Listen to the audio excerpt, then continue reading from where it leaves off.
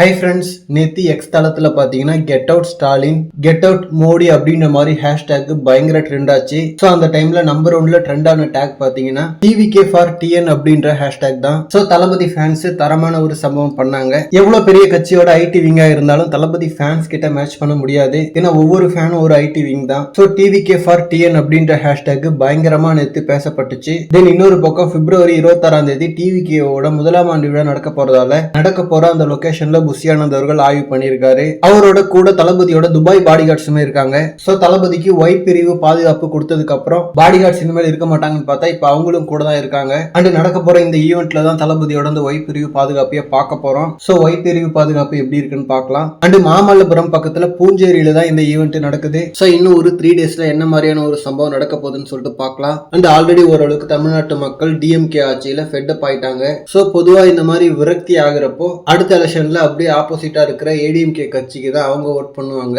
But இந்த டைம்ல பாத்தீங்கன்னா ஏடிஎம்கேவும் வீக்கா இருக்கு. சோ இப்போ ஓரளவுக்கு நம்பிக்கையான கட்சியா டிவிகே மாறிட்டு இருக்கு. சோ அதனால டிவிகே சைடு நிறைய ஓட் திரும்புறதுக்கான வாய்ப்புகள் அதிகம். சோ தளபதிக்கு இந்த மாதிரி எல்லாமே ஒன்னா அமைஞ்சு வருது. இந்த ஒரு வருஷம் களப்பணிகள் பயங்கரமா பண்ணி அதை ப்ராப்பரா யூஸ் பண்ணார்னா டெஃபினட்டா ஒரு தரமான ரிசல்ட் கிடைக்கும். ஓகே ஃப்ரெண்ட்ஸ், இதை பத்தி உங்களோட கருத்துக்களை கமெண்ட்ல சொல்லுங்க. அண்ட் இந்த மாதிரி தளபதி பத்தின ஹாட்டான அப்டேட்ஸ்க்கு நம்ம ஜெய் ஃபோர்ட் சேனலை சப்ஸ்கிரைப் பண்ணுங்க. தேங்க்யூ.